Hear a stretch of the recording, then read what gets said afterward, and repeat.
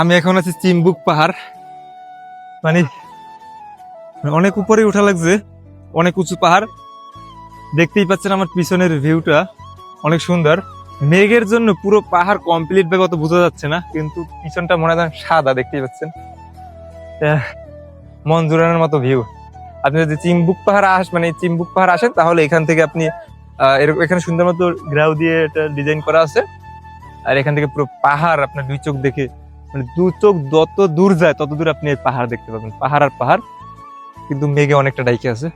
এই চিম্বুক পাহাড় ঢোকার জন্য এখানে আপনাকে 30 টাকা করে টিকিট দিতে হবে। এই যে সাথেই টিকিট কাউন্টার।